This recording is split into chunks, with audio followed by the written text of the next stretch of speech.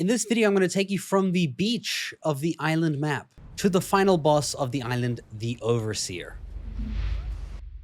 Now, this is going to be for the island map, and I do recommend you try out my settings if you are doing this in single player. You can go ahead and grab my game rules and advanced from a video linked in the description that goes through all of these settings and why I've changed them. On the map, we're going to be spawning in the West Zone 2 area, which is at the bottom left of the map over here. You can also click the region on the left here to spawn in at this location. This will spawn you somewhere random across this little island at the beginning, so you won't be at this exact spot where I am right now, but what you can do is press M to open up your map, and you can see your coordinates right at the bottom of the map. As you can see, my latitude is 93 and my longitude is 24. If you hold M and you zoom in, you can go to your exact location, and what we're going to be doing is doing an XP note run, so we're going to gain some levels to make it a bit easier, even though throughout this video I'll be going through level 1, 2, 3, 4, 5 as you unlock everything. But what I want you to do is take note of the coordinates at the bottom of the screen, because you're going to be using this to find certain XP nodes. These will be found at like rune buildings that look like this. Generally, every time you find one of these, there will be like a box or a jar or something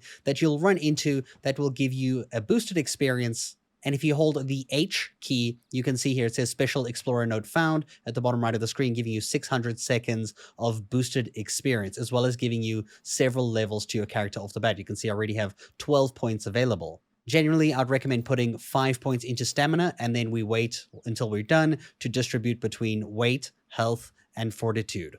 This first Explorer node is located at 92.5 latitude and longitude 22.9. If you want to go ahead and make this easy, double tap your M key, which will bring up your map, which can actually be found in your crafting screen at the top right here too. Now from here, you can actually just double click anywhere on the map, and what you're going to do is type in those coordinates at this section over here. So it was like 92.4, I think it was, and 22.8 or something like that. And you can do XP node or something like this. Doesn't really matter. You can also change the color and the icons of these map markers. And this is in general how you will be making map markers throughout the game. Go ahead and click accept. You'll see there's my XP node shared right at the top. We can go ahead and close my waypoints. And you see, if you click this on the map, it will put a green line around it, and it will start tracking in real time. And if I close my map over here, you can actually see it actually leaves a waypoint marker over there for me to go ahead and find. So I'm going to give you coordinates. You just type them in like this. It'll bring you to the location, and you'll easily find the XP node. You can always look at them and hold R to dismiss, or dismiss them from that big map where you double tap M. From this XP node, we're going to be going up here, up the hill, and we're going to go immediately to the left, and I'll give you the exact coords of the next one. You'll see the next one is going to bring us to this location over here. And if I go ahead and open up my map markers, I go to waypoints over here. You can actually just select your XP one that you made previously, go edit it, and you're going to add in 95.6 and 20.2 for the coordinates to lead you to this one. You'll see on the map it's located over here. Once you're here, you're just going to go run through this little thing. You'll see there is a staircase. Make sure you don't fall off of here. We're going to go ahead and run to the bottom and collect this XP node right over here. You want to make sure you don't die at any point with this, because you will lose a ton of XP. And then from here, we're actually going to go ahead and we're going to head to the side over here. And we're actually going to be going down into the water soon over here. So jump here, just into the water. Make sure you don't hit anything on the way down. And then you're going to swim towards the big red obelisk in front of you. As you exit the water, we're going to be making our way to the next XP node, which is going to be located over here. If I go ahead and open up the map, go to waypoints, and I track this one, the position of this one is going to be at 93.7 and 18.8, or otherwise right over here on the map, as you can see. So run into this one to collect it. Now it gets a little bit more dangerous, because we have to run up the cliff over here into the forest tree. This next XP node is a little bit hidden and can be hard to find if you don't know where to look. But if I open up my map here, you can see it's located right over here at this location. And you're just going to go ahead and run over the chest to collect it.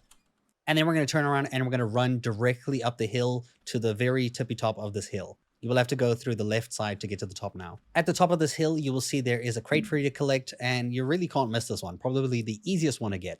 On the map, you can see it's located right over here. And the coords for the XP node waypoint are going to be 88.8 and 20.6 to bring you right to this exact spot. And if we run over this and you actually turn around, you'll see there is like a pathway that leads down. You can actually track this on the map too. As you start to get close to the shoreline, you will see there is a ruins rock over here and a jar and a waypoint that I've put for you here. If I go open my map, you'll see it's located over here. And if I go into waypoints and I check the coords, you'll be adding 88.2 and 23.3. And that will bring you right to this location. Go run over the jar to collect the XP notes. And then from here, when you look at the beach and you kind of look towards the trees this way, we're going to run off into the forest right over here. And amongst the trees, you will see there is a ruined thing like this. Very easy to miss. It's actually closer to the shoreline than you would think, as you can see. Located right over here on the map, as you can see. And if I check the waypoint, you're going to see this is at 89.5 and 24.1. And this is the last XP note we'll be collecting in this little run. Now that you've got some levels to your character, you can see here we have 57 points available. You should still have your timer at the bottom. I reset my game, so my timer's gone right now. But you should still have a couple 1,000 seconds available. But before we get into that, I like to disperse my health into at least 300 HP. Generally, at the end of the game, you might be going for 400, 500 in total. You're going to put as much into weight as you desire so that your carry weight is fine for you. You can see my rates are boosted as per the settings I'm using. And lastly, something that a lot of people probably don't use points in is Fortitude, which is something that you want to at least get to around 20 or even 10, just as a minimum, to help you deal with several aspects of the game according to like temperature and torpor, like when somebody's trying to knock you out or some creature's trying to knock you out. For the rest of the points, it's up to you how you want to build your character. If you want more health, you want more weight, you want crafting skill. Crafting skill is a good one to have, maybe up to 150 or 200, but it's very hard to push early on in the game, so I wouldn't recommend doing it now. Now you can see we reached level 63. You can actually push this up until almost level 70. Now we've got a 2 times XP multiplier on my single player over here, and this brought us up to level 63. I think on 1 times or default official will take you up to around 45. But you could boost this further while you still have that XP counter giving you extra XP for everything you do. If you go to engram points and we go to level 8 over here, you'll see there is a thing called a cooking pot that requires flint, thatch, stone, and wood. Every time you craft one of these, you get a huge amount of experience. So what you'd want to do is try craft as many of these as you can before that timer at the bottom of your screen runs out. And most often, you should get yourself to level 70 or at least into the 60s if you're playing on official.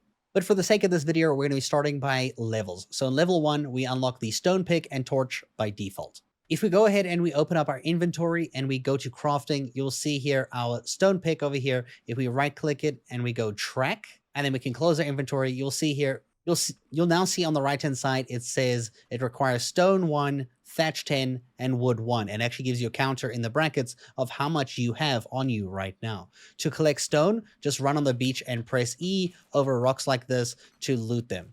You'll know something is lootable if you look at the right hand side and you see the hand icon, because once you are in an area where there's nothing lootable, the hand icon disappears. So run over stone, see the hand icon, press E to pick up stone.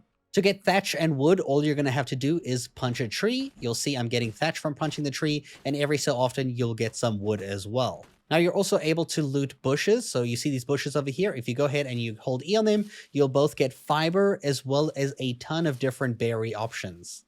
In terms of the berries, you can eat all of them except 2. Do not eat the narco berries because they'll make you pass out, and do not eat the stem berries because they'll make you thirsty. So the white and black ones, do not eat them. Now that you've crafted a stone pickaxe, all you have to do is find a nice big rock like this, and then just go ahead and hit it to harvest it. You will get flint, you'll get stone, and sometimes you'll get metal. As you can see, with that flint, you can go ahead and craft a torch. A torch is a nice rudimentary weapon. It will also give you light during the nighttime, and it will keep you warm when you get cold as well. If you go ahead and you right click, it will put it to your belt, and you will actually see it's on your character in the weirdest spot possible. That's, yeah. If you want to use it again, all you have to do is right click to bring it out just like this. Pretty interesting. At level 2, we'll unlock the campfire, the stone hatchets, and the spear. The stone hatchet will be your major tool of choice for getting wood from trees. As you can see, it gets a ton more wood, whereas the pickaxe will get a ton more thatch. There's actually a huge difference between a pickaxe and a hatchet. To break it down for you, a pickaxe is best for harvesting thatch from a tree, metal and flint or oil or any other resource from rocks. And when you kill creatures and you harvest them, a pickaxe will gain more meat than hide. The hatchet, however, does the complete opposite. It will gain more wood from trees, more stone from rocks, And from creatures, it will harvest more hide instead of raw meat. So choose your tool wisely. When you craft yourself a spear, it is a weapon that you're going to be using to kill smaller dinos, like the Dilophosaur over here. You can also hold right click to charge it up and throw it like a thrown weapon. Once you kill the creature, like I said before, you can use a pickaxe to gain more meat and a hatchet to gain more hide. Now that you have raw meat, it's a good time to start making food. And with the campfire that you can unlock over here, you're going to go ahead and you're going to place a campfire on the ground and interact with it by pressing F or E to access its inventory. You're going to drag the meat into it, and you're also going to drag a fuel, like wood. This is a good point to start using like splitting things where I don't want to use all my wood, so instead I'm going to hold shift and I'm going to move half the stack. There's also, if you hold control and you drag and you drop, you'll split just one wood off of the stack. You can also always go right click and split stack by the amount that you want to split it by. Now, while your raw meat and the wood is in the campfire, you can go ahead and click light fire, and this will slowly cook your food over time. You'll be able to eat cooked meat, as well as those berries that are not black or white, to basically satiate your hunger. Cooked meat is going to obviously perform a lot better than the berries do. And in order to drink and keep yourself like not thirsty, go ahead and stand in the water and press E to drink the water. Yes, this is drinkable water. Don't ask why. At level 3, we unlock the cloth armor. You can see all 5 pieces of the armor, and a water skin, which is something that you can hold water in. Now, cloth armor is going to take fiber and hide to craft most of them. 3 of them is only fiber. The boots and the gloves do require hide to craft them. If you hover over them, you'll see that the heat resistance is a lot better than the cold resistance. Now, in the game, there are temperatures that you need to be aware of. Now, when you hold the H key, you'll see the temperature at the top left of the screen. Right now, it says 35 degrees, but you'll also see that little icon at the bottom right says hot. You also get a cold, and you also get a very hot and a very cold. When you are very hot or very cold, your health will actually start to decline. But when you're just hot or just cold, you only end up becoming more hungry and more thirsty instead. You don't lose HP. And the best way to deal with this is by putting on clothes that have those types of resistance. Like, for example, the cloth armor is great for heat resistance, so that you don't overheat in the game. There are going to be various types of armors that have different types of resistance. Some are better for cold and some are better for the heat. If you want to journey more inland and you're worried about having not enough water, you can go ahead and craft yourself a water skin, which you're just going to go put on your hotbar. You'll see it's empty when you first craft it. You will have to stand in a water source and then press the number that it's on. So in this case, 4. Boom, it now fills up. And now at any point when you're around in the world, you can go ahead and press 4 to drink it when you're thirsty. This one will slowly lose like water as you're away from water for longer, so you will have to refill it if you don't use it in some time. At level 4, you will unlock the thatch building stuff, so thatch foundation, ceiling, walls and doorway, the doors and windows, as well as the storage box and a sleeping bag, which will act as a respawn point, but once you use it, it will disappear for the first time.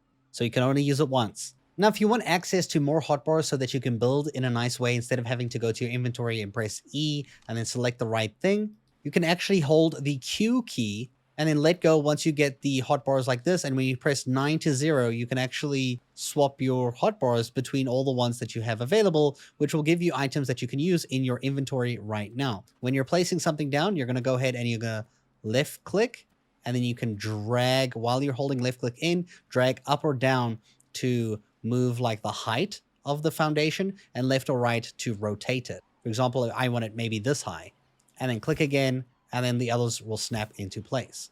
And then we're going to go ahead and we're going to build the rest of the thing. You can change the walls. For example, you can press R to swap to like a doorway over here. Maybe we want a window on this side and a wall over here and another window over here, maybe for some light. Then we can go ahead and place a ceiling above us just like this. The door will fit or act as a window, or the door item will act as a door if needed, or a window. And you can actually press E to flip which way it goes in, or Q to rotate which way it like opens the window or the door for that matter. If at any point you want to pick these up, you just have to look at it, hold E, and you see the pickup thatch window there, boom, and you can pick up and you can replace it in a way that you would like so that it fits more your style. Let's go ahead and place our sleeping bag here. So if we die, we will get the option to respawn at this exact spot on the map. And then we have a storage box, which we can store up to 15 different items in it, right? And with the new stuff in Ark, with the snapping, you can see here, it will snap right against the walls, giving you nice, easy placement to place it the way you want. And you can store any stuff that's making your character heavy that you're not using right now to come grab later again. At level 5, you'll be unlocking the wooden sign and wall sign, the slingshot, the Phiomia saddle, and then the thatch sloped wall, as well as the thatch roof and stairs. Starting with the thatch items, you can see here the sloped wall. When you go ahead and hover here and you just press Q to swap the different areas, you can also press R to swap between the different styles of it, like the one is thatch stairs and the one is a thatch roof, and you can go ahead and place it. And then I finish my roof just like this, and then you'll see there's like an opening on the side. That's what the thatch sloped wall will be for. As you can see over here, it will automatically swap into place, and this allows you to build a nice different style of roof. And on the inside, you can see there's a lot more like vertical space too. As for the signs, you can place them directly on the ground like this. We go ahead and we left click and then interact with the sign to set text, which says add your text, and there you go. You have a sign that has text on it. You can also go ahead and press R to swap this to a wall sign or even a floor sign. You can like add a sign on the floor. Actually, I got an idea. We put this on the floor just like this. And now you have a welcome mat, I get, or welcome sign. I don't know. But yeah, those are the two options you can use with signs. For the slingshot, if we use this is basically a weapon that actually uses stone. So the stone in your inventory will act as projectiles that you can shoot with a slingshot. So if we see this Phiomia over here that just took a nice massive dump, we can go ahead and we can shoot the stones right at its face and use it as a ranged weapon to either knock out or kill other dinosaurs. For example, this is a dinosaur, a Dilophosaur that I unlocked, that I knocked out earlier with a few shots. We also get the Phiomia saddle, which is kind of ironic because taming one of these or trying to knock one out with this slingshot is harder than it looks because they run off and you have nothing to stop them, at least right now. But if you can knock one out, we'll show you how to tame it in the future. For now, it's just best that you use it as a ranged weapon like this to knock things out or like, you know, to do damage from a distance instead of the spear, I guess. I don't know. It's really up to you. You should know that headshots do more damage than body shots. This goes the same for trying to knock things out unconscious, like this thing over here that's now sleeping.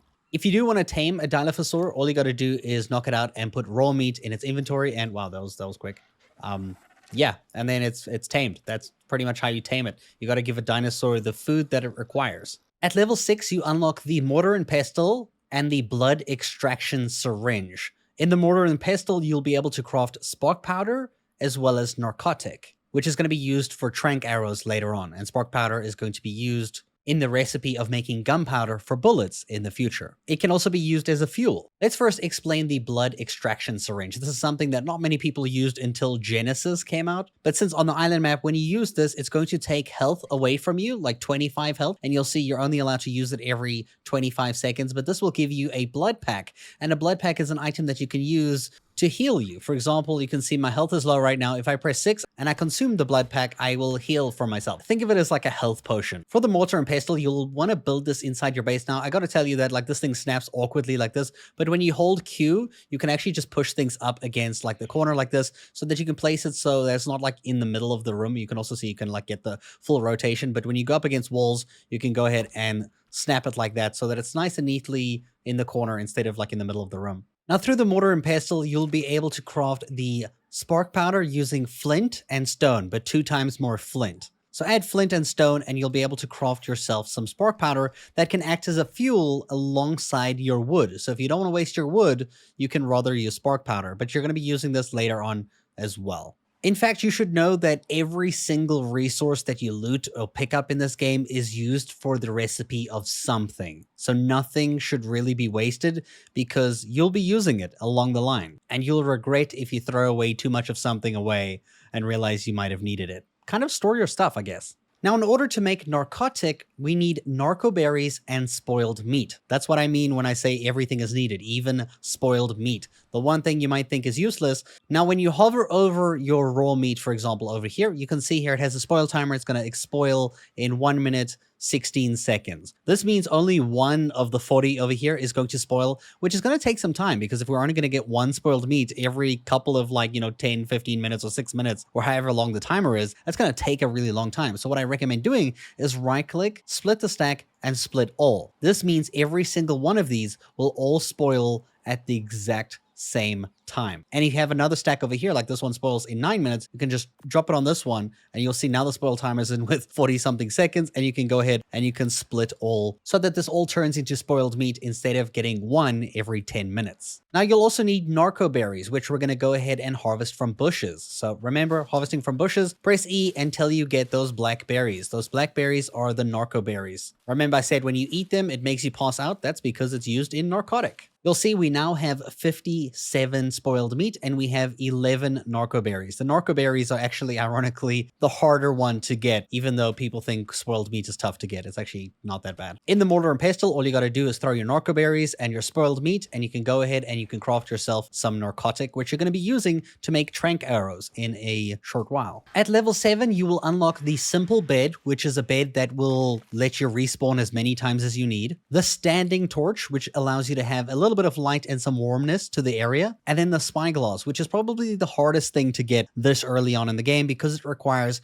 crystal. Now the bed you can actually replace your sleeping bag with. A sleeping bag is something that you should rather use in the world as a once-off respawn in case you think you're going to die. Place one of these down so that you can always teleport back to the sleeping bag and then it disappears. The bed will not disappear. It will stay here forever. Well, until something destroys it, I guess. For the standing torches, you can go ahead and you can place them outside your base, even inside your base if you want for light. You will have to fuel them though, either with wood or spark powder. In this case, I'm going to use spark powder because it's the fuel of choice. And we're going to go ahead and fill these up with some spark powder. All right, all we got to do is wait for nighttime. And there we go. This is what our standing torches does. It doesn't have insane light, but it's something more than nothing. I guess it adds a nice little aesthetic to the area compared to without. Now the spyglass is something you're probably going to put on your hotbar. This is something that you're going to want early on. It's super important because of how necessary this is. So when you use the spyglass and you hold right click, you can actually zoom in and see the level of dinosaurs and the gender, like male or female, from a distance. Whereas here, I don't know what the level of that is until I actually look at it. Level 20. I don't want to tame that. That's level 20. I need something that's level 150, for example, because level 150 is the maximum and it has more stat points and it is way better than a level 20 dinosaur. So if you can get yourself a spyglass, trust me, it makes a huge difference. You can even use this while riding flying creatures. It is very hard to play without one. Now to show you a few locations of where you can find crystal, I'll show you right over here. This is where some crystal is. There's also metal at this location. If I open up my map, this is where I am on the map, and you can see it's latitude 80 and longitude 46.8. If I head over to the next location, I'll show you here. You'll see there's also some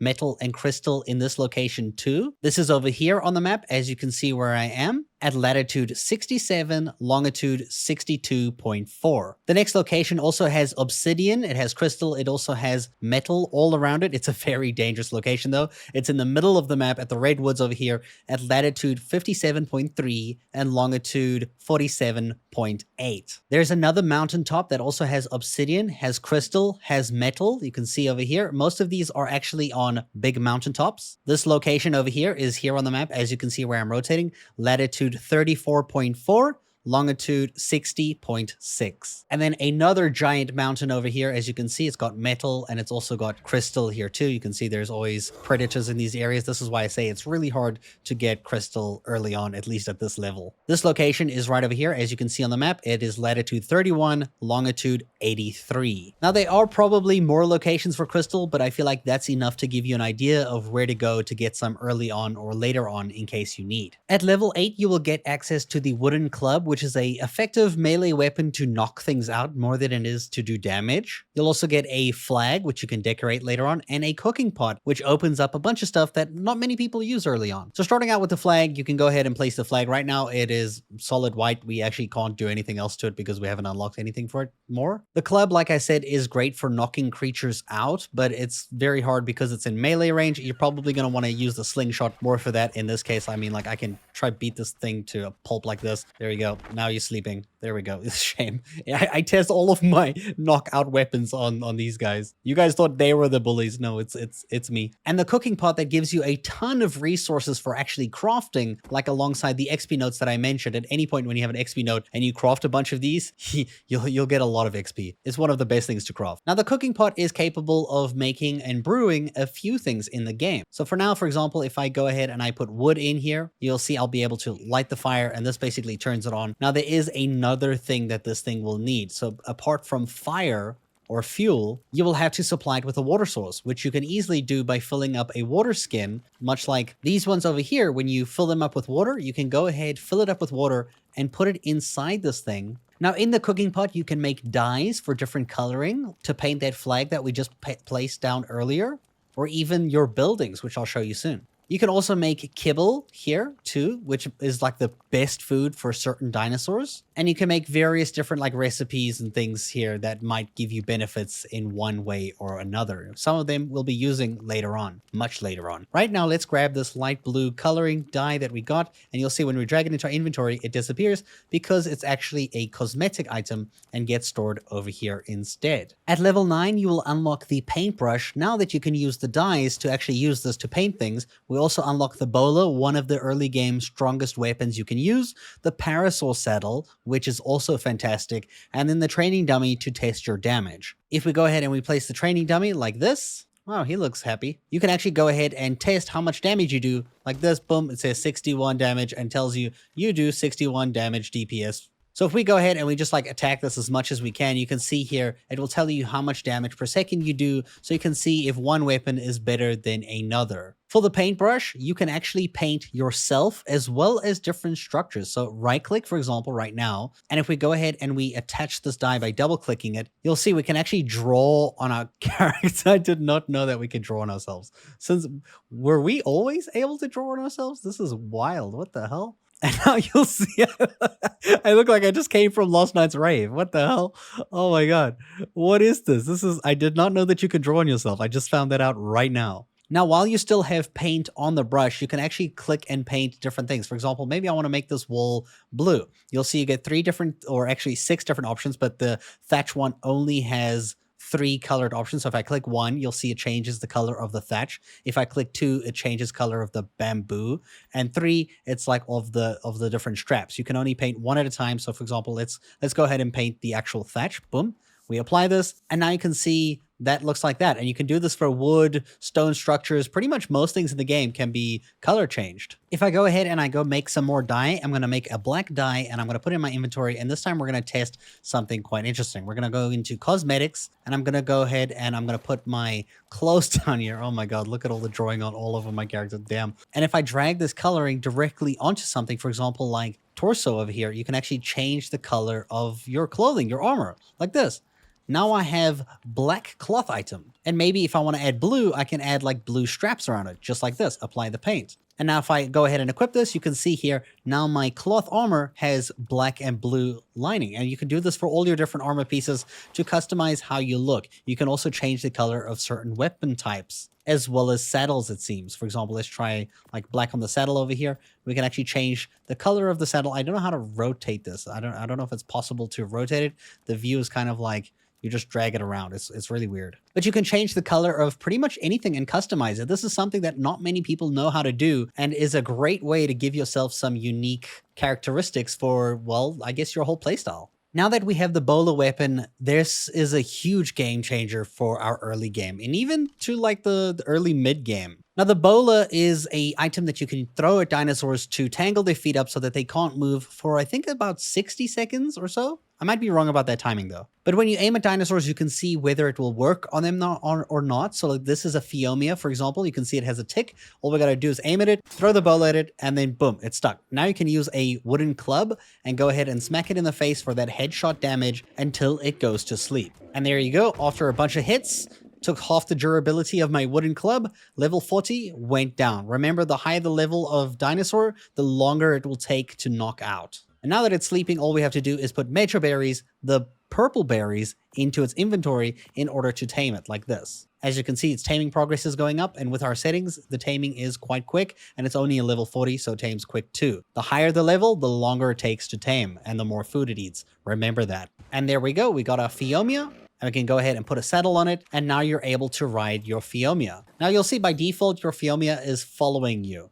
Now this is like bare basics of tames. Now you do have a menu to control dinosaurs, and that is by holding T. Now the one that you're probably going to want to use the most is at the top right, called Whistle Stop All. It will stop all of your dinosaurs that are following you from following you and let them just stop in place. If you want it to follow you, you can quickly press T while looking at it, which actually uses the command over here. As you can see, if you're aiming at your dinosaur and you press this command, it will do the same thing as just pressing T while looking at them. Another thing that you can use here is whistle neutral, whistle passive flee, and whistle passive. This is more if you're attacking something and this dinosaur's with you. If you have it on like, neutral or attack my target, it's going to help you fight. And maybe you're trying to tame something and then all of a sudden your other creature that's with you kills the thing. So maybe put it on passive or passive flee so that it runs away from danger when it gets attacked. Now we'll get back to the Phiomia in a second. Since we also unlocked the Parasaur saddle, we're essentially going to go ahead and tame one of those now too. Now the Parasaur is a big game changer for you to get your narcotic farm up and going before you're even ready. So let's go ahead, use a bola. We're going to go ahead and bola the Parasaur just like this. And then you're going to grab your club like you did with the Phiomia and you're going to whack it into the face until it goes sleepy sleep night. If it manages to escape, you will have to re-bola it, but you will have to wait until the yellow thing disappears because you can't keep bolaing something and keep it in place forever. There is like a 10-second after delay where you have to wait. There we go, bola it again. You'll see my club is actually a bit damaged. I'm going to have to craft a new one. This is a level 90. That's why it's taking so long to do. You can also use a slingshot if you want, but I'm just going to go ahead and I'm going to bola it again. And there we go. It's nice and asleep now. And like you did before, you're going to put major berries in this one's inventory to tame it. I might need more. Now you might think it's incredibly frustrating grabbing all these berries all the time.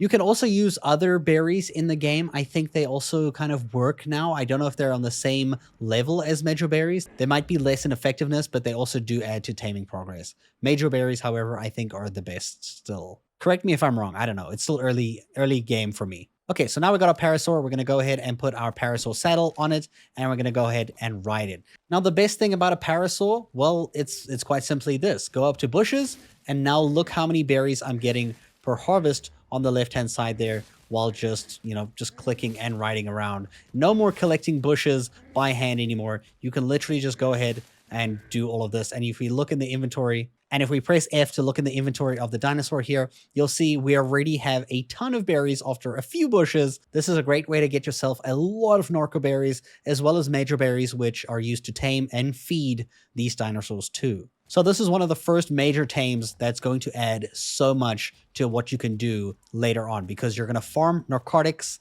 by using the Parasaur. At level 10, we'll be unlocking the small crop plot, which allows you to start farming. We have the bow, we have the stone arrow, and the Carbonemus saddle. Starting out with the one thing everybody's going to go for first is the bow and the stone arrow.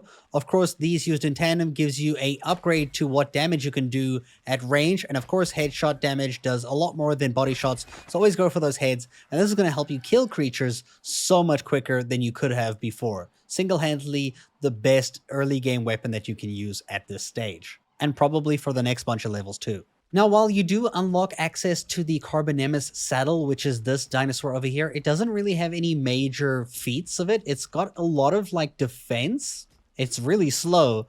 You can't use the bola on it. So that means using a club is not going to really work. You're going to get bit more times than you can hit it. So if you really wanted to tame one, you would have to use a slingshot. But honestly, it kind of just does the same as the Parasaur. It like just harvests berries for you. Apart from that, it's great for PvP, but not much else. Okay, so let's move on to the small crop plots. Farming. Nobody actually farms this early on in the game, but I'm going to show you how it works in case you do want to get started. Now, crop plots require 3 things. When you hover over it, you'll see it says water 0 out of 200, not irrigated right now because we don't have a way to irrigate it other than putting water in it directly. You'll also see it says not fertilized. And also it says not seeded. And lastly, the greenhouse effect 0%. These are things you're going to slowly improve as you reach later levels of the game. But you can still farm right now. Let's start out with water. So for water, you quite simply, the same as we did with the cooking pots, is stand in water,